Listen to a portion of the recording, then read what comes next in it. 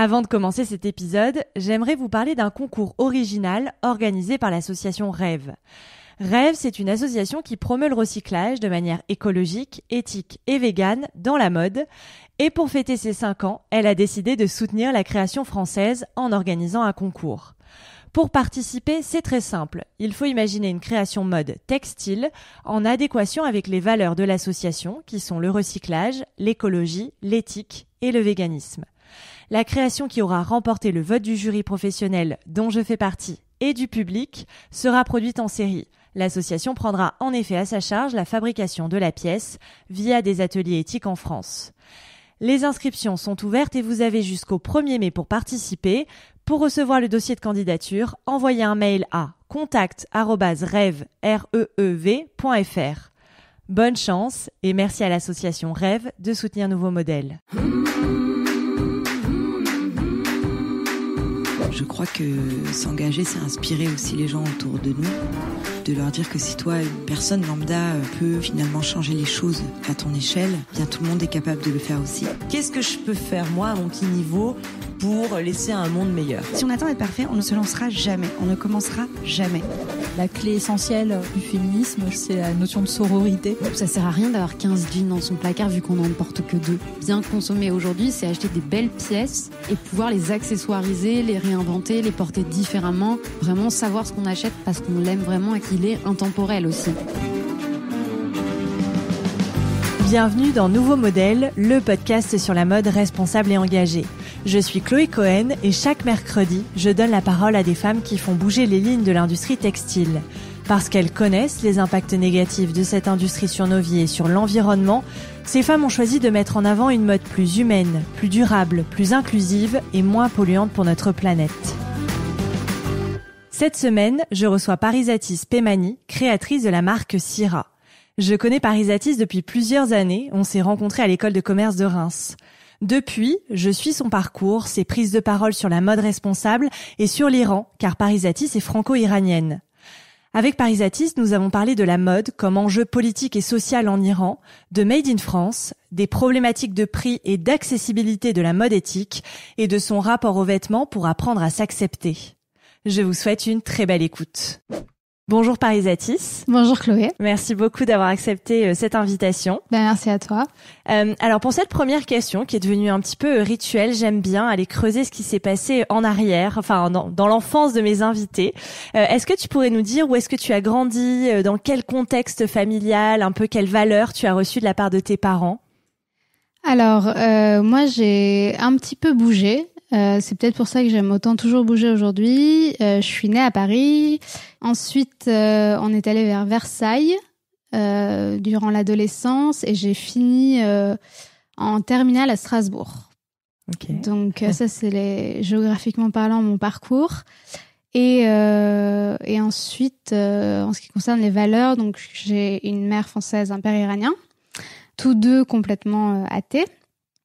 Et j'ai grandi vraiment entre ces deux cultures avec ma vie en France et mes étés en Iran, on va dire. Ok. Et alors comment ça t'a influencé, ça, cette double culture, à la fois française, à la fois iranienne, pour te construire dans la personne que tu es aujourd'hui? Déjà, il faut savoir que ma famille en Iran a toujours été très ancrée en France, même avant la Révolution.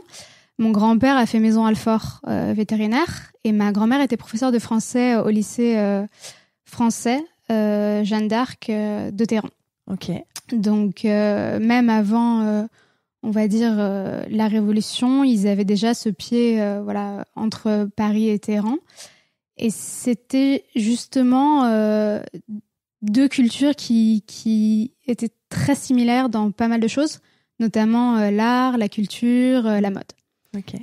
Donc j'ai une grand-mère qui a toujours adoré la mode. J'ai sa cousine qui a fait S-Mode Paris et qui était retournée après en Iran ouvrir son propre atelier avec des robes qu'elle faisait sur mesure pour des clientes à Téhéran et qui d'ailleurs habille toujours les actrices iraniennes qui vont à Cannes, enfin qui allaient à Cannes quand on pouvait encore faire Cannes. Ok. Mais voilà, donc c'était... pour moi, ça a toujours été un vrai miroir entre la France et l'Iran, j'ai toujours vu mes deux cultures, que ce soit par exemple le pain. Le pain en Iran, on a plein de sortes de pain. Alors c'est pas la baguette, c'est le pain plat, le barbari, le lavash, le toftoun, etc. Et en France, pareil, on a un culte du pain. C'est clair. Pareil, je dirais pour le vin, etc. Même si c'est une république islamique, il y a encore plein de petits producteurs qui font leur vin à Shiraz. Et c'est d'ailleurs pour ça que j'ai appelé aussi ma marque Syrah. D'accord. C'est parce que c'était un pont entre les deux. Et c'est des choses qui reviennent dans les deux cultures. Donc j'ai toujours pas vécu l'une et l'autre. J'ai toujours vécu les deux en même temps parce qu'elles se mélangeaient très bien et qui étaient assez similaires sur plein de choses en fait. Ouais, l'une interagit avec l'autre. Enfin, il y a vraiment beaucoup de ponts. Et pour parler un petit peu de mode et du sujet qui nous intéresse aujourd'hui, c'est vrai que je lisais quelques articles parce que je me demandais un petit peu où en était la création iranienne. Et dans beaucoup d'articles, ils disaient que la mode était devenue un petit peu un support de protestation pour les femmes iraniennes. Je sais pas si tu as ce sentiment-là, si c'est devenu un peu une plateforme pour s'exprimer et pour protester contre la police des mœurs, ce genre de choses. Ah mais complètement. Ouais. Aujourd'hui, je pense qu'une Iranienne, quand elle sort dans la rue, il y a un statement, même si elle va à la boulangerie. C'est-à-dire, déjà, c'est très rare qu'elle ne se maquille pas pour sortir. Et c'est très rare qu'elle sorte en pyjama comme nous, Françaises, on peut le faire. En jogging, etc. Il faut savoir que moi, je me souviens toujours de ma grand-mère qui, alors certes, elle est athée, mais on a dans notre famille en Iran, on a des Arméniens chrétiens, des Iraniens juifs et des Iraniens musulmans. Donc, on a vraiment les trois religions. Et même en étant athée, ma grand-mère, du coup, côté musulman, elle m'a toujours dit que l'une des choses qui, entre guillemets, l'a vraiment poussée à prendre un habit comme un acte de revendication, c'est qu'à l'époque en Iran, en 79, au moment de la Révolution, on disait aux femmes Roussari ya Toussari, ça veut dire tu mets le voile ou je t'en mets une. Et porter ce bout de tissu sur la tête, même pour moi qui suis iranienne, d'une famille d'origine musulmane, ce bout de foulard sur la tête, j'ai mis très très longtemps à le comprendre. Et j'ai mis très très longtemps à le voir comme vraiment un signe pieux de foi chez beaucoup de femmes musulmanes dans le monde. Et je crois même que c'est mon déménagement à Dubaï qui a changé ça. D'accord. Et parce que c'est vraiment à Dubaï où j'ai rencontré pour la première fois, alors que encore une fois, je suis quand même allée tous les étés en Iran. À Dubaï, c'est la première fois où je rencontrais des gens religieux qui me montraient autre chose que le négatif, en fait, dans leur religion. Parce que moi, j'ai été entourée que d'Iraniens qui ne me montraient que le négatif dans la religion musulmane. Et du coup, le foulard qui, en plus, en France, était hyper tabou, j'avais l'Iran qui me forçait à le porter et la France qui me forçait à l'enlever. Et du coup, vraiment, je pense que j'étais perdue pendant très longtemps. Ouais. Pendant très longtemps, j'étais perdue et c'est vraiment mon expérience à Dubaï qui m'a, entre guillemets, ouvert les yeux et fait rencontrer des personnes géniales qui m'ont tout simplement ouvert les yeux sur leur vision des choses, leur religion, leur foi, etc. Et en Iran, j'ai toutes mes amies qui sont athées et qui, dans leur manière de s'habiller, vont avoir quelque chose qui va, entre guillemets, vraiment définir leur identité. Ça peut être autre chose qu'un vêtement, ça peut être une coupe de cheveux, ça peut être une coupe de cheveux à la garçonne, ça peut être un piercing, ça peut être un tatouage qui sont interdits, ça peut être du maquillage.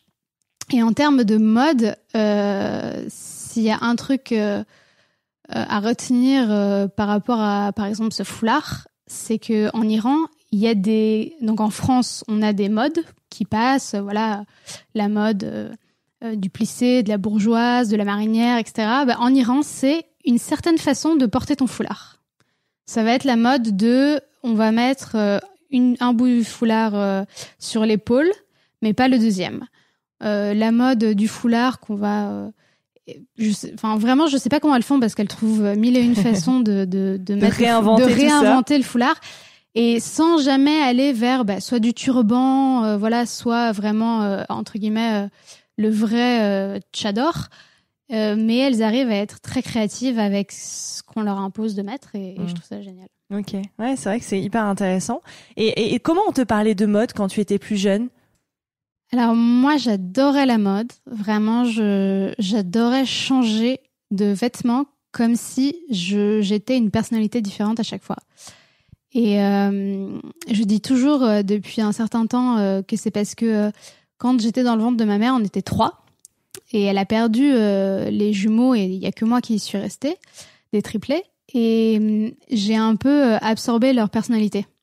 Et du coup, j'ai l'impression que en changeant de vêtements, j'ai l'impression de renaître en quelqu'un d'autre. J'ai l'impression de prendre une personnalité. Parfois, j'ai envie d'être la Parisienne typique. Parfois, j'ai envie d'être cette fille du Sud. Parfois, j'ai envie d'être cette Iranienne rebelle. Parfois, j'ai envie d'être ce mélange. Donc, je vais mettre, je sais pas, un jean Levi's avec une blouse bohème, etc. Parfois, j'ai envie d'être totalement habillée totalement en noir. Parfois, vraiment, j'ai l'impression de changer de personnalité quand je change de vêtements. Et ça me fait du bien parce que j'ai l'impression d'être toutes ces différentes personnalités qu'il y a en moi. Et parfois, c'est un peu difficile parce qu'on pourrait se dire mais attends, qui tu es vraiment, etc. Mais en fait, depuis un certain temps, je l'ai pris de l'autre sens et je me suis dit qu'en fait, je trouvais ça génial de pouvoir se réinventer en quelques secondes avec un habit. Ouais.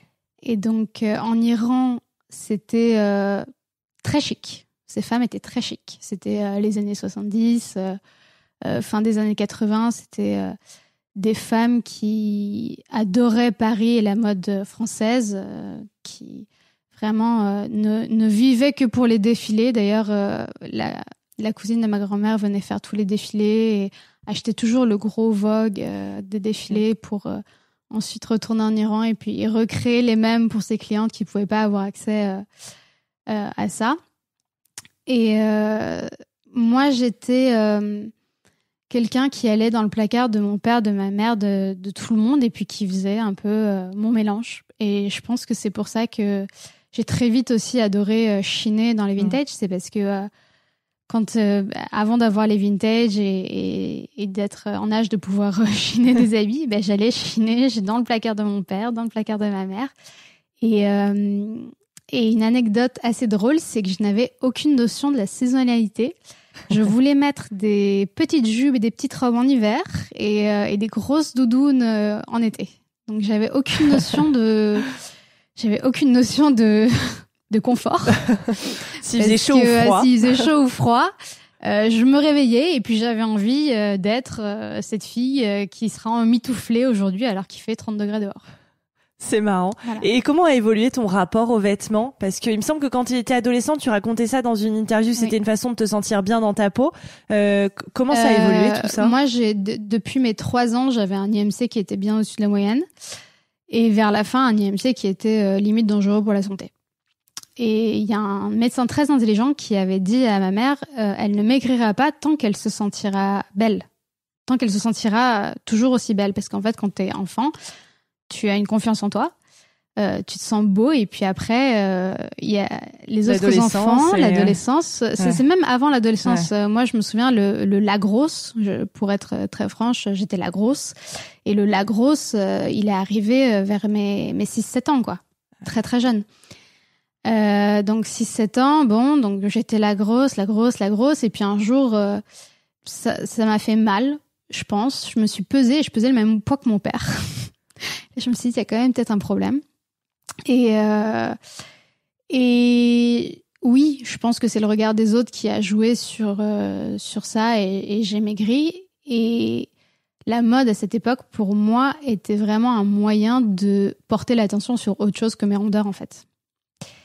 Et c'est peut-être aussi pour ça que j'aimais autant m'amuser avec les vêtements de mes parents. C'est parce que du coup, ils étaient plus larges et que je pouvais mixer, porter quelque chose de différent et que les gens me remarquent pour autre chose que mon poids. Mais Mais c'est vrai que c'était une période pas facile. C'est jamais c'est agréable de se faire effectivement. bully par les camarades de classe. Mais si c'était à refaire, je dirais que c'est aussi ce qui m'a entre guillemets permis d'explorer la mode, parce que pour moi c'était vraiment recevoir un compliment pour ma tenue, c'était une victoire.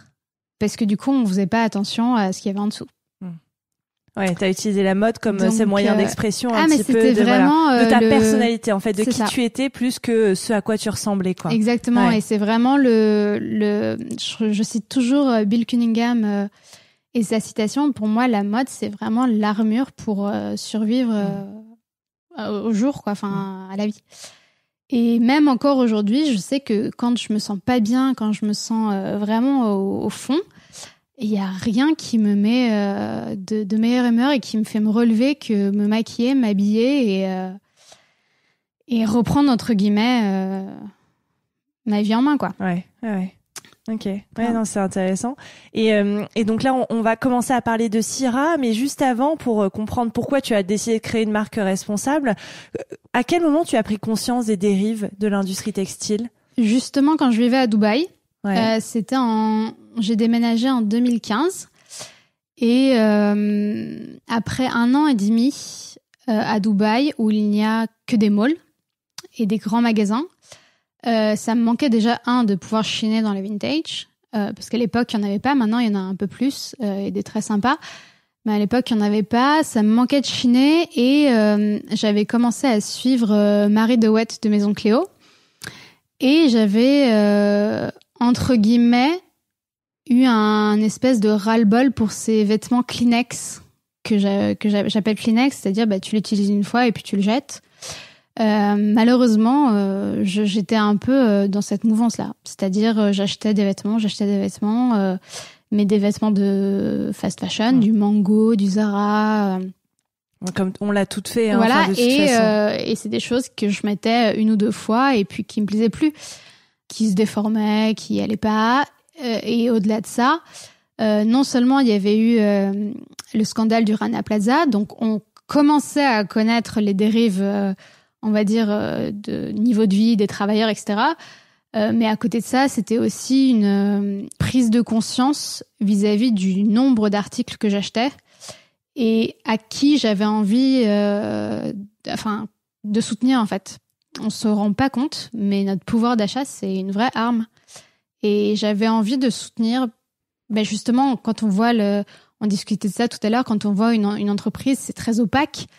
Moi, j'avais envie de soutenir des gens à plus petite échelle qui, je trouvais, faisaient les choses bien. Et j'avais plus envie d'avoir la même robe que tout le monde. J'avais envie d'avoir une robe qui est faite en petite série. J'avais envie d'avoir une pièce que je trouve unique. Les pièces que j'ai achetées chez Maison Cléo en 2017, quand elle a commencé, je les ai encore. Et d'ailleurs, ma mère me les pique encore. Mais et on les met, ça fait 4 ans maintenant. Donc, et ça n'a pas passé de mode. C'est toujours aussi, on va dire, intemporel. Et je trouve ça génial. Donc, j'ai commencé à arrêter d'aller dans la fast fashion. Au début, c'était dur, parce que vraiment, en fait, ce qui est le plus dur, c'est le truc, c'est qu'il ne faut pas rentrer dans le magasin ou regarder les collections. Ouais. Parce qu'en fait, c'est tellement facile. C'est tellement facile. Enfin, et puis ils sont bons. Mais oui, c'est beau, c'est désirable. Aujourd'hui, Zara, ils font des campagnes de grandes maisons. Ouais. Je veux dire, ils ont les mêmes prestataires, ils ont les mêmes freelancers hyper doués qui bossent pour eux. Donc tout est là. Ouais. Tout est là. Sauf que, je voulais plus participer ni à ce désastre, climatique, sociétal. Ouais. Voilà. Ok, et donc là, tu prends conscience de ça. Donc je vais juste en 2 lignes décrire ton parcours. Donc toi, tu es diplômée d'une école de commerce. On a fait la même école de commerce. C'est là-bas qu'on s'est rencontrés d'ailleurs. Tu as étudié aussi à l'Institut français de la mode. Donc après, tu travailles directement pour des marques de luxe. J'ai regardé, tu as fait Saint-Laurent, Louis Vuitton, Dior, donc pas mal de ces marques. D'ailleurs, pourquoi le luxe? Tiens, qu'est-ce qui t'a attiré dans ces marques-là? J'adorais leur ADN, en fait. c'était les seuls à l'époque qui avaient, on va dire, un ADN fort. Et c'est les seuls qui racontaient une histoire. Et j'ai toujours adoré l'histoire de la mode. Et j'ai toujours adoré qu'on me raconte une histoire. Et c'est chez eux que je trouvais, du coup, les plus belles histoires. Et en termes de produits, c'était quand même des très très belles pièces. Et le savoir-faire était quand même exceptionnel. Je me souviens avoir visité les ateliers de Vuitton. C'était magnifique. Ouais. On peut passer des heures à les regarder travailler. Magique, quoi. donc voilà, j'avais envie d'être dans une maison qui raconte une histoire et encore plus avec ce côté un peu... je trouvais que chacune avait un côté un peu mystique et un peu... tous les créateurs étaient un peu, pas superstitieux, mais presque... Ils ont tous un côté un peu mystérieux, superstitieux... je sais pas, un toc qu'ils vont avoir, quelque chose comme ça. Et moi, j'adore ce genre d'anecdotes. Donc, par exemple, ma maison préférée, outre le design, c'est Chanel. Et elle était très superstitieuse, que ce soit avec l'astrologie, que ce soit avec le défilé tous les mardis, etc. Moi, c'est des choses qui me parlent parce que c'est exactement ce que je pourrais faire. Je veux dire, là, par exemple, j'ai le chiffre 7, donc... le chiffre 7, tous les 7 du mois, on va faire quelque chose avec Syrah. Par exemple, là, on était en train de se dire que pour limiter le nombre de pièces qu'on veut faire par collection, moi, j'avais envie de dire, OK, il y a le maximum qu'on fera pour les séries limitées, c'est 70 pour avoir un multiple de 7. Enfin, non. Okay. C'est mon côté toc complètement taré, mais... Non, mais on a chacun nos façons de... C'est ça, et après, je suis Scorpion, donc j'adore l'astrologie, je voulais inclure ça un peu dans la marque. Donc voilà, c'est des choses qui me parlent et qui donnaient du sens à mon qui travail. résonnent en toi. Ok. Donc malgré ces expériences que tu apprécies, j'ai l'impression que tu en gardes un bon souvenir, tu décides quand même de créer ta propre marque. Donc c'est l'année dernière que tu as eu le déclic, puisque là donc elle vient de sortir récemment, elle est toute jeune la marque, mais j'imagine que ça te trottait dans la tête depuis un certain temps. À quel moment tu as eu envie, enfin pourquoi à ce moment-là précis, tu t'es dit j'ai envie de lancer ma propre marque? Moi déjà j'ai eu envie d'être entre guillemets mon propre patron depuis toujours. J'ai des parents qui l'ont toujours été, enfin qui le sont depuis une quinzaine d'années, et j'ai toujours eu ce côté très travailleur des deux côtés, que ce soit le côté iranien ou le côté français. Moi, on adore bosser, on est des bosseurs, on est des acharnés du boulot, donc je savais que si j'avais envie d'être épanouie à 30 ans dans mon travail, j'avais besoin de créer quelque chose pour moi, parce que vu le nombre d'heures que je passe au travail, entre guillemets, à m'acharner sur tout ce que j'ai à faire et à vouloir que ce soit parfait, je me suis dit autant que ce soit entre guillemets pour moi ou pour une entreprise que j'aime beaucoup. D'ailleurs, c'est pour ça que la seule entreprise dans laquelle j'étais vraiment en CDI, c'était Icône. C'est parce que j'avais une directrice et un CEO qui sont des personnes très très inspirantes et qui m'ont tout de suite fait confiance. Et j'ai eu l'impression pendant 2 ans et demi de travailler pour moi. Et ça, pour moi, c'est vraiment un modèle en termes de management. C'est que le CEO, le PDG ou la directrice qui te fait bosser tellement, où on en arrive à un point où tu as l'impression de bosser pour toi-même et tu es épanoui et tu as l'impression que c'est ta société, c'est jackpot en fait. Ouais. Et moi, là, on est en train de discuter avec des gens pour les prendre en freelance au début, parce qu'on n'a pas les moyens de les salarier. Et j'ai toujours réfléchi comme ça, j'ai envie de travailler avec des gens où j'ai l'impression qu'en fait, Syrah, c'est à eux. Et là, j'aurais l'impression d'avoir réussi quelque chose, en fait, en tant que manager. Ouais. Et mes stagiaires que j'ai eus, ou les employés que je manageais à l'époque, j'ai toujours eu envie qu'elles bossent pour elles, en fait. Parce que je pense que surtout, encore plus en 2021, c'est tellement important de se sentir bien au boulot. C'est tellement important pour moi d'avoir des gens qui sont épanouis autour de moi, tout simplement. J'ai pas envie de travailler avec des gens qui aiment pas ce qu'ils font. C'est pas possible. Ce sera ni bon pour la société, ni bon pour eux. Et pour moi, c'est vraiment important qu'il y ait du gagnant-gagnant. Ouais.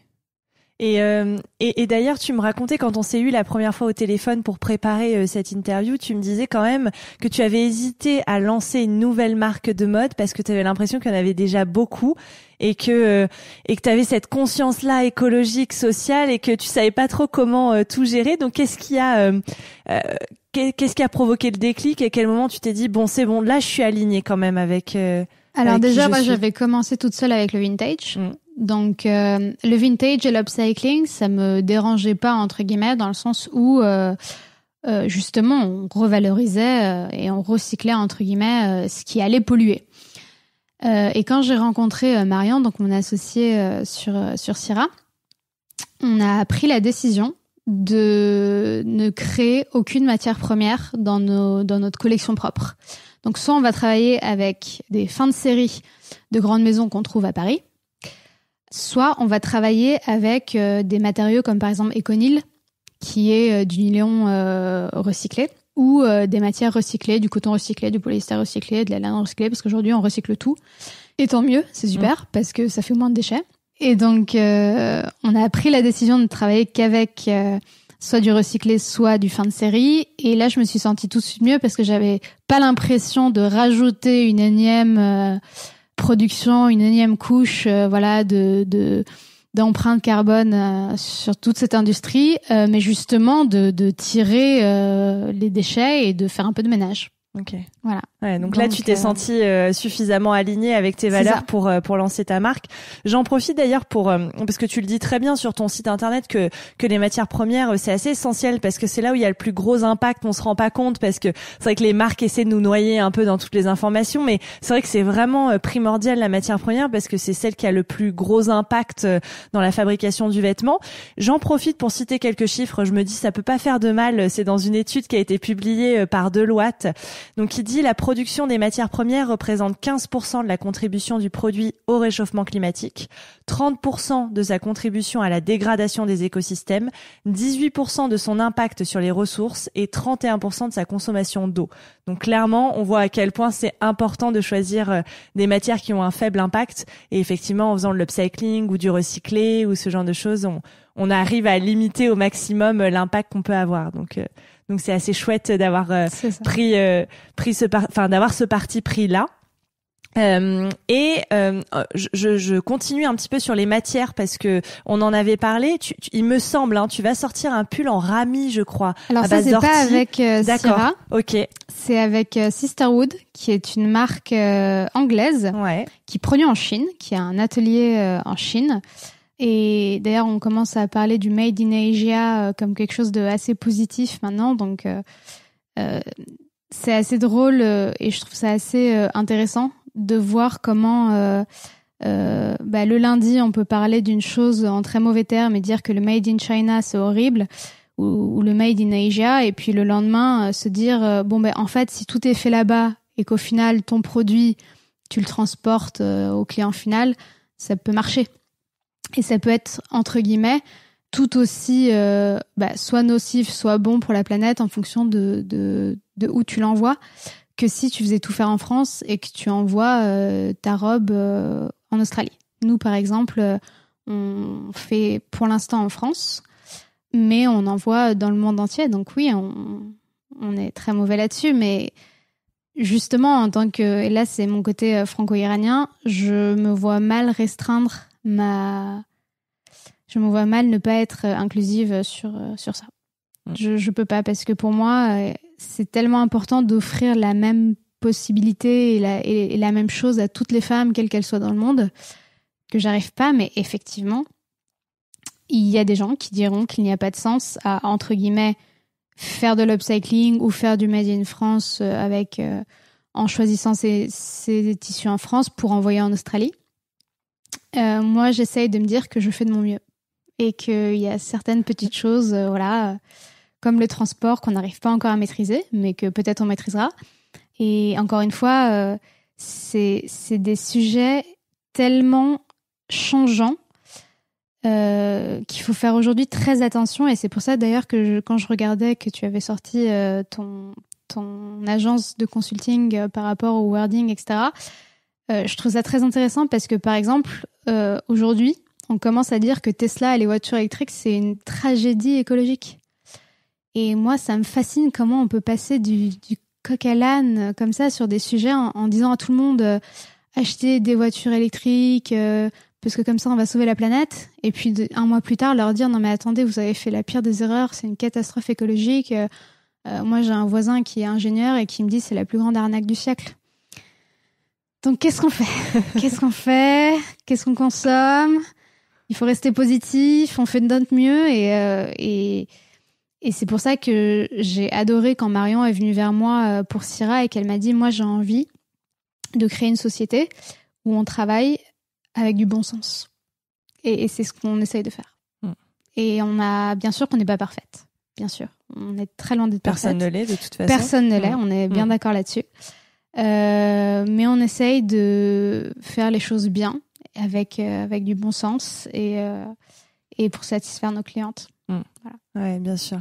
Et simplement pour revenir rapidement sur le Rami. Ah oui, le Rami. Ah oui, non, bah t'inquiète pas, hein, parce que c'est très intéressant ce dont tu as parlé juste avant. Mais donc je crois que c'est à base d'ortie, c'est ça ? Oui, c'est et ça. Je trouvais intéressant de voir à quel point l'innovation peut nous permettre d'avoir des matières assez incroyables, quoi. Et moi, ce que je trouve important de noter, c'est que cette innovation, elle vient de Chine.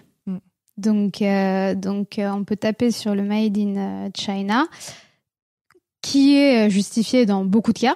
Dans le cas des Ouïghours, dans le cas de tout ça. Mais il faut pas mettre tout le monde dans le même panier et il faut savoir qu'il y a des entreprises qui font très bien les choses, des petits ateliers en Chine exactement familiaux comme moi, je travaille avec un tout petit atelier dans le sud de la France. Et en termes d'innovation, ils sont très avancés et ils ont trouvé cette plante qui produit donc une espèce de viscose. Je ne saurais pas les termes techniques. Je peux pas vous aider, mais je sais que le Rami, c'est fait à base de plantes et que c'est une plante en plus qui vient de la région, qu'ils ont à foison là-bas et qui fait une maille assez rigide, pas forcément très douce, mais assez rigide et qui tient dans le temps.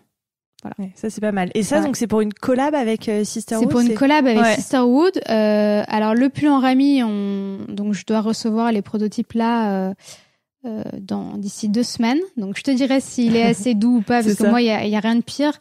Et ça je l'ai lu récemment et j'étais totalement d'accord avec ça. Il y a pas moins écologique que de faire des vêtements que personne ne va porter. Ouais, clairement.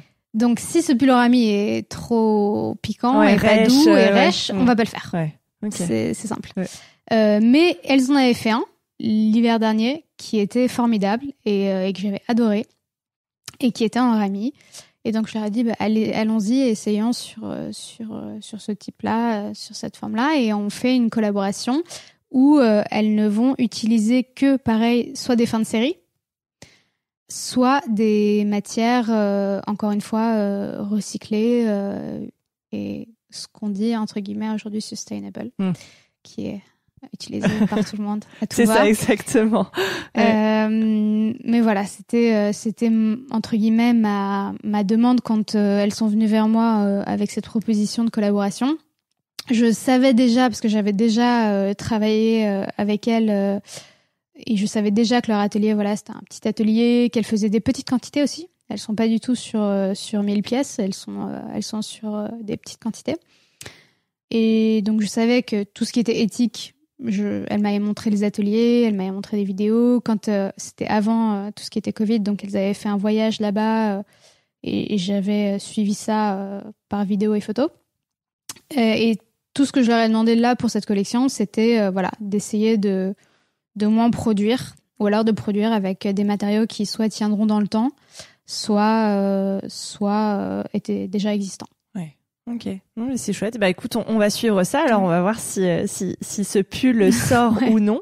Et donc Syrah, je vais essayer de résumer parce qu'on a dit beaucoup de choses. Donc pour l'instant c'est fabriqué en France, mais tu n'es pas fermé à une fabrication européenne parce que justement c'est important pour toi cette ouverture sur le monde et puis ce et même en termes de monodiscours, qualité, il y a quelque chose qu'on dit pas souvent parce que je sais pas pourquoi d'ailleurs, mais on a perdu un savoir-faire en France.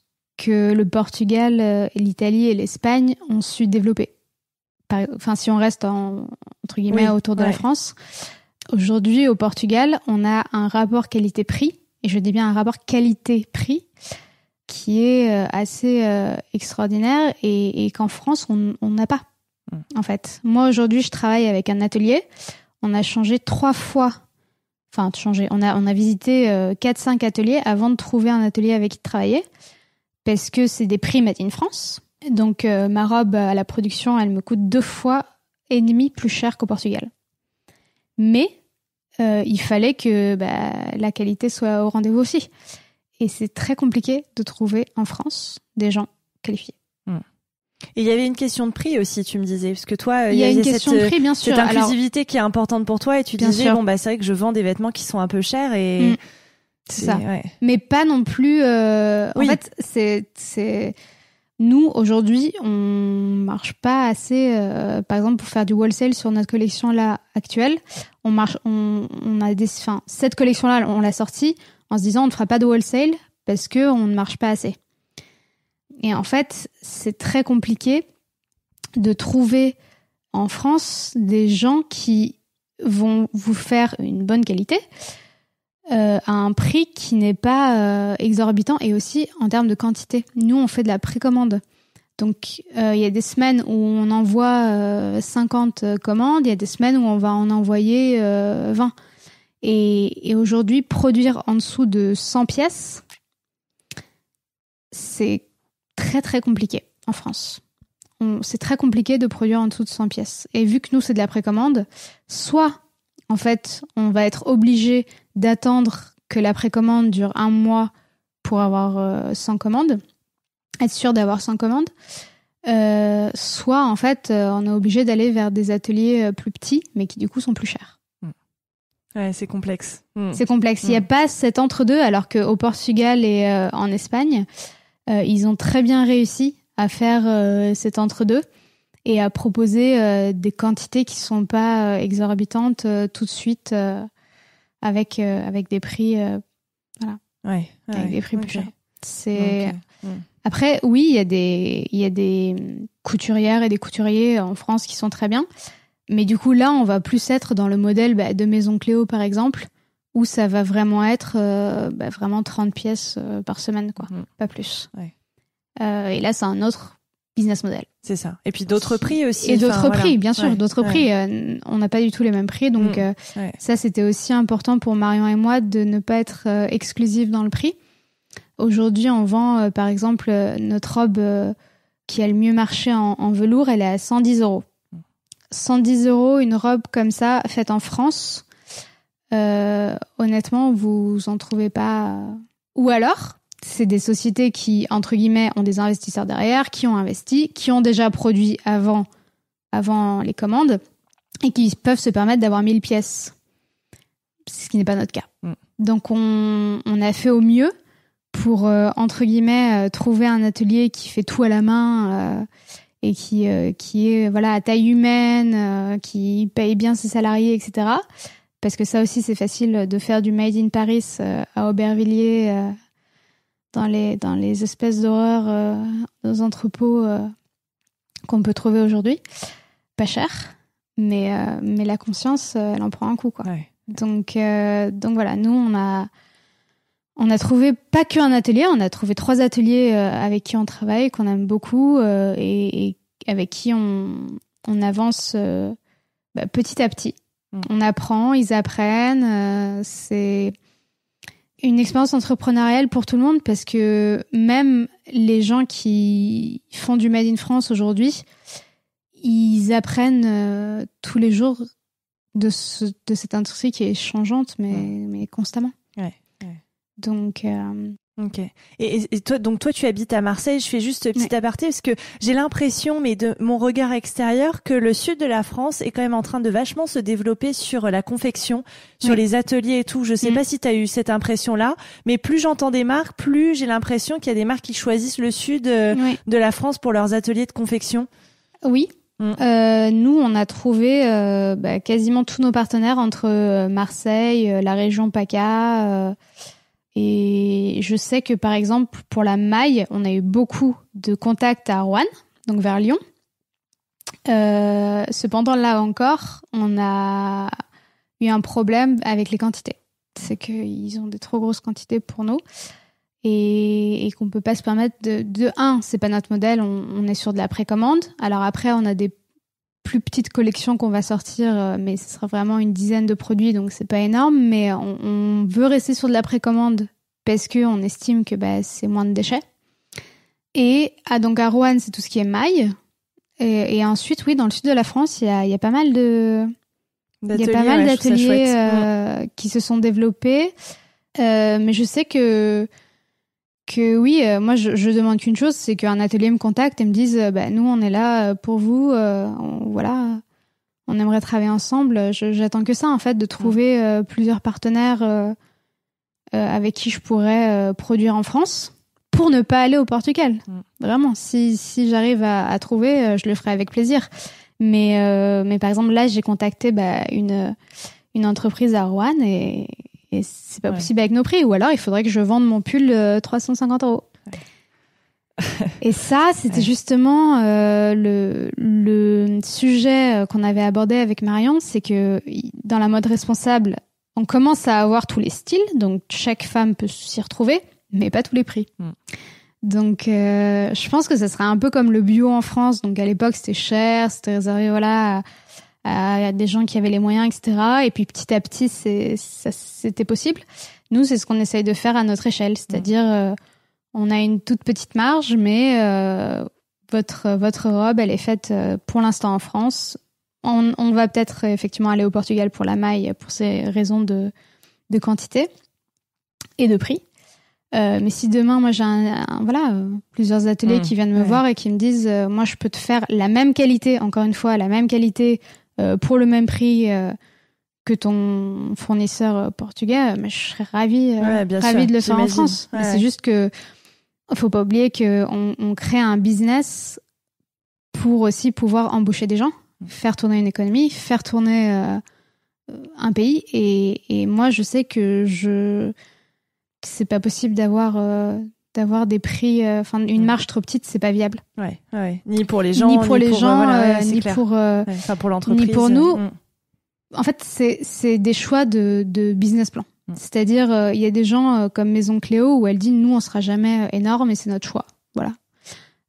Nous, c'est pas celui qu'on a fait parce que nous, notre choix, il a été justement plutôt sur on ne créera jamais de matières premières qui ne soient pas soit recyclées, soit upcyclées de fin de série. Moi, je serais plus que heureuse de pouvoir embaucher des gens qui s'éclatent dans ma boîte, en fait. C'est vraiment comme moi, je me suis amusée, que ce soit chez Icône ou dans d'autres sociétés. J'ai envie que les gens aient une expérience boulot qui soit aussi sympa que moi, celle que j'ai pu avoir dans mes autres expériences, et pour embaucher des gens en France. Ça coûte cher. C'est sûr. Et ça, c'est la France. Mais Et ça me fait penser aussi sur la précommande, parce qu'on en a beaucoup parlé. Ça a été facile d'informer tes clientes sur le système de la précommande. Alors, je te vois dire non de la tête. Oui et non. Encore aujourd'hui, alors c'est pas la majorité. Je dirais que c'est 10% des clientes qui nous envoient un mail en disant « Ah, je viens de capter que c'était de la précommande. » Donc, soit elles disent « Est-ce que je peux être remboursée tout de suite parce que moi, je veux pas de la précommande ?» Soit elles demandent la date. Et puis nous, on est aussi arrangeante de notre côté. Et ça, c'est les côtés chouettes de la start-up et d'avoir nos ateliers, entre guillemets, tous les jours sur WhatsApp. C'est que on peut faire passer exceptionnellement une robe pour quelqu'un qui a un événement. Enfin, bon, là, il n'y a pas d'événement, mais on a eu une demande, par exemple, d'une fille qui avait besoin d'un produit plus tôt. Ça, on va pouvoir le faire parce que justement, on est en train de travailler avec des petits ateliers et que c'est plus flexible qu'une grande structure. Bien sûr. Et puis la proximité aussi, finalement, géographique a cet intérêt-là. C'est hyper important. Okay. Et je le vois même, moi, on a 2 ateliers dans le sud avec qui on travaille. Un qui est à 15 minutes de chez moi, l'autre qui est à 1 heure. Rien que ça, c'est le jour et la nuit. Ça vraiment, ça change tout. En fait, moi, marcher 15 minutes et aller voir mon atelier, c'est un luxe incroyable. Parce que alors eux, je pense que du coup, je sais pas s'ils sont contents ou pas parce que j'y vais souvent. Mais tu vois tous les jours. Ils me voient tout le temps. Mais moi, j'adore. Ouais. J'ai l'impression que c'est mes collègues, en fait. Ouais. Et rien que ça, il y a beaucoup de différences. Ouais, bien sûr. Okay. Alors, c'est de mon côté, du côté derrière, backstage, mais effectivement, ça serait pas possible avec notre partenaire au Portugal. Donc il y a quand même encore de l'éducation en tout cas à faire sur la précommande, il y a de l'information. Et aussi, je dirais bien lire les descriptions des produits et éviter l'achat compulsif, quoi, tout simplement. Ouais, parce que c'est ce qui arrive quand on n'a pas vu que c'était de la précommande, c'est souvent parce qu'on a acheté vite, quoi. Ouais. C'est ça, et en fait, l'achat compulsif, c'est dangereux pour les startups comme nous, parce que nous, par exemple, on peut pas se permettre beaucoup de retours. Ok. Et alors pour terminer notre discussion, il me reste encore deux, trois questions, mais j'aimerais qu'on revienne un tout petit peu à toi. Toujours l'humain, j'adore parler des gens, mais comment se développe aujourd'hui ta conscience écologique? Alors les gens le voient pas, mais tu es enceinte. Du coup, je me demandais si ça influence ou voilà pour savoir quel est le cheminement dans ta tête sur ces questions d'écologie, de social, d'éthique, quoi, de façon générale. Moi, j'ai une maman et une petite sœur très engagée. Donc, on va dire que je suis bien entourée pour ça. Ma petite sœur m'a offert un livre qui s'appelle 9 mois pour préparer sa transition écologique. Donc, c'est un livre, je me souviens plus des auteurs, mais c'est un livre qui décrit aussi bien les couches réutilisables que les produits d'entretien dans la maison, que les crèches écolo, voilà, des choses comme ça.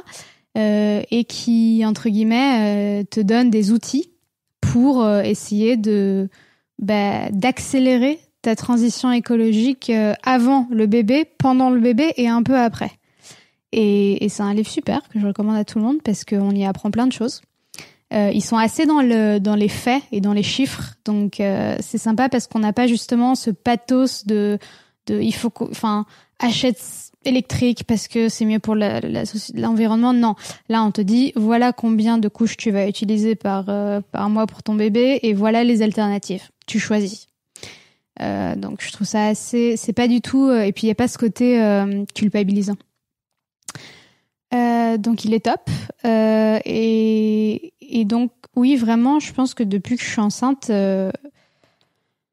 disons que j'ai envie de faire attention, j'ai envie de faire attention à ce que je mange, j'ai envie de faire attention à ce que je mets sur ma peau, j'ai envie de faire attention aux draps dans le lit, aux cosmétiques, ça je le faisais déjà, mais encore plus depuis que je suis enceinte. J'ai envie d'élever mon enfant dans un monde sympa. Un monde sympa. Pas agressif, pas dangereux, etc. Donc oui, il y a certaines choses que je faisais pas, comme par exemple les produits ménagers.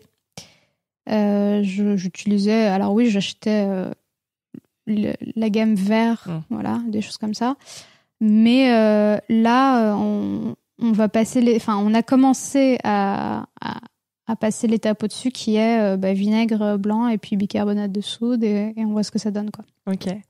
Donc voilà, ça a quand même un petit peu modifié ton approche de certains sujets. C'est le côté protecteur. Tu as envie de donner le meilleur pour ton enfant et ça passe par toute ta consommation en fait. Et c'est pour ça que je disais que les gens aujourd'hui se rendent pas compte du pouvoir qu'ils ont. C'est que alors moi ça fait maintenant je sais pas 3-4 ans que je vais plus chez Zara etc. Et donc ça me semble facile, mais je comprends que pour des gens qui n'ont pas les moyens, qui n'ont pas des revenus plus élevés, je comprends que ce soit difficile. Et c'est pour ça aussi qu'avec Syrah, on essaye de travailler là-dessus. C'est que moi, j'arrive à trouver mon bonheur dans des marques sustainable parce que j'ai les moyens. Mais il en faut pour tout le monde, quoi. Bien sûr. Et c'est aussi pour ça qu'il y aura une offre de vintage aussi sur Syrah. Oui. Ce qui va permettre aussi d'atteindre... On a un peu en retard d'ailleurs, mais elle devrait arriver très vite. Okay. Et le vintage et l'upcycling, ça va être nos offres premier prix. Et après, oui, on aura les collections qui sont un peu plus chères. Ouais, ok. Donc d'avoir une gamme de prix pour essayer de s'adresser à un maximum de personnes, quoi. C'est ça. C'est chouette. Ouais. C'est ça. Ok. Et bien, on arrive à la dernière question, rituel du podcast. Est-ce que tu as des modèles dans la vie? Non, mais justement parce que je trouve qu'aujourd'hui, on est tellement tiraillé entre des informations qui se contredisent et qui sont changeantes que c'est très compliqué d'avoir un modèle. Je pense que des espèces de Mère Teresa, Dalai Lama ou Nelson Mandela, ça existe qu'une fois dans la vie et que personne n'est parfait, mais qu'on essaye tous de faire de notre mieux. Donc non, j'ai pas de modèle parce que je pense que personne n'est parfait, mais que voilà, j'aimerais bien que ce qui se reflète dans à la fois ma marque et à la fois mon parcours, ce soit de l'humain et du bon sens et des valeurs humaines en fait. Je trouve qu'on commence à revenir à des valeurs humaines et simples et juste essayer de faire de notre mieux en fait. Avec du bon sens. Moi, je trouve que c'est une très bonne conclusion. Voilà. Écoute, merci infiniment d'avoir répondu à toutes mes questions. Merci beaucoup. Merci à Paris Atis d'avoir participé à cet épisode de Nouveaux Modèles et merci à Thomas Langlin, notre ingénieur du son. Si vous aimez l'émission, dites-le moi avec des mots doux et des étoiles sur vos applications préférées et parlez-en autour de vous, c'est ce qui m'aide le plus à faire connaître le podcast. Pour ne louper aucun épisode, rejoignez-nous sur Facebook, Twitter et Instagram @nouveaumodèle.podcast. Je vous dis à très bientôt pour rencontrer un nouveau modèle.